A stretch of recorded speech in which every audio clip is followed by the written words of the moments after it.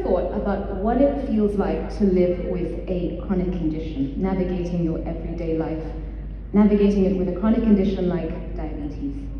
Every single meal, every single activity, every single day, meticulous planning around that. That's my everyday. So before we go on, I want to ask you all, do you know someone or are you a diabetic? You may raise your hand. Okay. My second question is, of those who are diabetic, or if you know someone who's diabetic, is it related to a negative story? Maybe there's an amputation and not accepting it, or having the diagnosis and really struggling with it. You may raise your hand. Okay. So on that note, my name is Kajal Vigela, and I'm a type 1 diabetic of 33 years, and I'm here to share my story, my positive story around diabetes, everything that I've learned, and to help you live your best life fully. This is me. I was diagnosed at 5 years old in Johannesburg. So my mom noticed that I was losing a lot of weight. She would dress me in my quasi-school uniform, and my underwear would just drop off. She also noticed I was urinating a lot in the night. I'd leave my bed, and I wasn't playing with my cousins. I was just not a happy chappy. And a mother's intuition is always so right. She said, there's something wrong with my daughter. Now, unfortunately, the diabetes was in a honeymoon phase. I have type 1, and so the body was attacking its own self.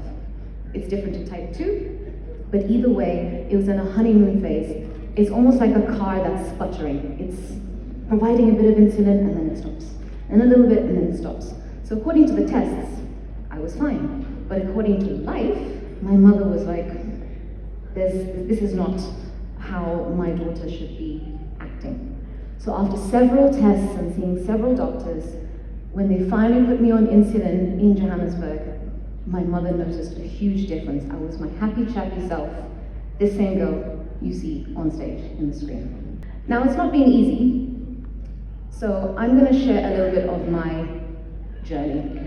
So when I was about 8 years old, I went to a birthday party, and bearing in mind I've grown up my whole life here in Zambia, I ate exactly what my mother told me, which is what the nurse told me, which was fresh fruit, organic, brown bread, low fat, everything that's available to us here in Zambia. So I went to this birthday party, and my mother packed me sandwiches and fruit because I'd never eaten crisps up until that point, and it was a birthday party. So my mom was obviously worried about my blood sugars, and I walked in, and the children were there in the veranda wondering, why has my mom brought me sandwiches? And that was the first time I felt different. Now, you're 8 years old, you're a child, you're resilient, you move on. Then in my teenage years, I wanted to be skinny, you see the girls in the magazine. I ate less, I exercised a lot. I ended up putting my body under so much pressure that I ended up having a diabetic fit. And that was a lesson, a hard lesson I learned, and I realized to value my body. I went to university, and that's when you learn about alcohol. I've now learned that I can probably only have one drink, but I still do have a little bit here or there. That's when I started going out, that's when I started dating. I remember one guy asked me, is diabetes contagious? I didn't know what that meant. And then after university, I proceeded to apply to a model agency because I thought, why not? There's nothing wrong with me. I should try. And I actually more recently got my big gig on Qatar Airways. I'm in the in-flight safety video. I also started working. I worked in a variety of offices and factories around the world. I worked in New York, I worked in London, I worked in Joburg, I worked here in Osaka. As you can see, diabetes has not stopped me. But one thing I will say is, during all those times when I was 8 years old, when the girls looked at me different, when I was 17, when they called me fat, and I thought, oh, there's something wrong with me. In my 20s, when that guy asked about diabetes being contagious, I realized it was nothing wrong with me, but it's taken me a long time to understand that. It's those around me who didn't understand. It was It's a lack of information and a lack of awareness. And that's what's led me to my outreach work. So I have active channels for Instagram and YouTube where I raise awareness around diabetes. I've been doing this for about 10 years now. And I also lead small workshops, and I've done one-to-one sessions with young diabetics here in Zambia. I also proceeded to be part of a huge campaign for Diabetes UK during the pandemic while I was there, and it's now still on nationwide TV to show my lifestyle, saying again, diabetes has never stopped me in my life. And so for the longest time, if I can do it, especially type 1, which is the more difficult one, so can you. Whether it's diabetes or any limitation, nothing should stop you. So I just want to set the scene. Diabetes around the world is the highest projected number of cases worldwide. It's also the highest estimated number of people living with the condition without actually knowing it, which also means that they're at high risk of life-threatening complications, amputations, eye issues, kidney issues. And unfortunately, it's got the lowest investment rate in diabetes care worldwide, with only 1% coming to Africa's health expenditure. We've seen how big Africa is. So I'm not just talking about money, but I'm also talking about having the right skills, the right doctors in place, having the right medication. We don't have access to that, and yet it's a ticking time bomb. So I'd like to highlight what the situation is right now. We live in a time-scarce society, and we eat convenience food. Now, this is what I believe. Our forefathers would be working on the fields, working on the train tracks, and they'd be eating 2, 3, 4 lumps of shima, maybe a stack of chapatis, and sugar in their tea, and they're gonna burn it off. But the thing is, especially in communities of color, everything is communal. You eat together, you live together, you do things together, and that's the beauty of it. But at the same time, we're also eating that same way. But we're not burning it off in the fields, we're sitting at a desk. And so this is why diabetes, especially in communities of color, is growing that much more. And it doesn't help that now it looks cool on Instagram to show, oh look, I'm drinking a Coca-Cola, or I've had a Hungry Lion. Because today, we have a lot more disposable income to buy these types of foods, which our grandparents didn't have. They made their money, they put the food on the table, and that was it. So we're showing the world that we have disposable income for these foods, but it's actually making us sick. And by the time we reach 50, maybe even 40, you have a condition which you could have reversed so easily. Now, type 1 is different compared to type 2, but the trainings are similar. And through all my experiences, I've been trying to help so many people say, we have so much here in Zambia that can help us be healthy. Now, because we don't have a lot of awareness and a lot of information around this, we, unfortunately, in communities of color, try and rationalize why someone's cut off their leg or why something's happening. This is how urban myths happen. I mean, just yesterday I read a story and someone called diabetes the thirsty monster, and they went to a witch doctor to try and medicate. Now, if we have the right information and the right awareness, you go straight to the doctor and get the right medication, whether it's metformin or whether it's insulin, whatever it may be.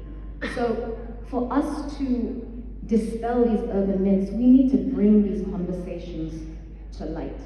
And why my biggest worry is that it's going to affect our working generation. I mean, if you think about it, with this lifestyle right now, we're the working generation. If you have a company, you've trained your staff, 3 months go by, and then suddenly, oh, my hand is hurting, oh, my toe is hurting, let me go see the doctor.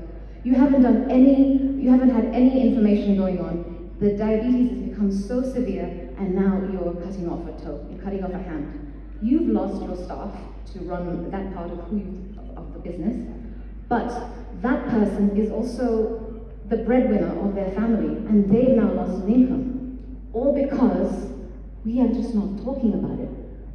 So this is why I worry about the next generation.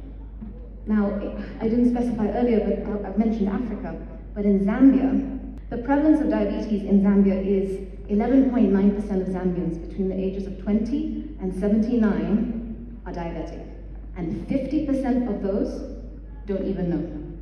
Now, that's a ticking time bomb, if you think about it.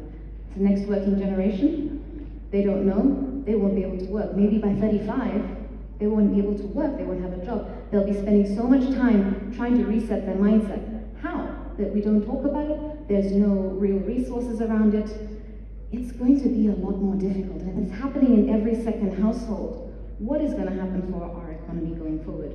And this is why this is so dear to my heart. I really want us to talk more about this, and I would like to help and be a vision of health. I mean, I've had diabetes 33 years. If I can do it, so can all of you. So coming back to what I'm doing right now, I have started a diabetes health and wellness consultancy. I coach individual one-to-one, and I also do consultations for corporate companies. And I've called it the Afro-Desi diabetic because I've lived my whole life in Zambia. I understand the African landscape, but Desi is the colloquial term for Indian because that is also my ethnic heritage. I also have a sportswear range, which I have affectionately called Afroleisure. I'm actually wearing it right now, because I pay homage to Zambia for bringing me to be the healthy person that I am today. I design my own kitenge and put on sportswear because I've been at the gym since I was so young, and I want us to talk more about activity, be active together as a society, because that's what's going to help reverse type 2 diabetes. And I'm also a children's author, which the MC mentioned earlier. With the way diabetes is moving, now imagine we are eating junk food now. We're in our 20s, 30s, 40s. By 50, you'd be type 2 diabetic. You will be able to look after yourself very well. But imagine this generation now, who are on their iPads all the time. They've grown up with chips. They've grown up with junk food. They'll be diabetic by 20. So I want to also ensure that the youth of our nation also understand diabetes. So I wrote this book. It's about a jelly bean. He's full of sugar, of course. And he goes through a journey to get himself better. And those who've actually bought the book and read it to their kids, they come to me and say, Kajal, we've learned so much about diabetes through this book. So it's not just the kids, it's the parents of the kids. And just FYI, that little jelly bean character is me. I've gone through this whole journey of 33 years, and I'm here to help and provide my experiences. So going forward, what do I want us to do? I want to build awareness, which is what I'm doing right now. But we need to build education. We need more systems around this. We need to talk about this more. I say it's like a cut. If you bring a cut up to air, it's going to heal. But if you keep it covered, it's never going to heal. So we have to do that in our societies. I say Zambia is the best place to be healthy, but we keep choosing to live like the West. We have organic foods growing on our trees and in our gardens. People in the West are paying out their backside to eat this kind of food. We have great weather. There it's raining, snowing, there's always something going on. It's difficult. We have everything at our fingertips, and we choose not to follow that, when it's so easy to live a healthy life. So, as I say, I'm a diabetic. So what? I hope that my experiences can help inspire another generation, all of you, to live your best life, because if it hasn't stopped me, it can definitely not stop you. My name is Kajal Vigela. Thank you very much for listening to me.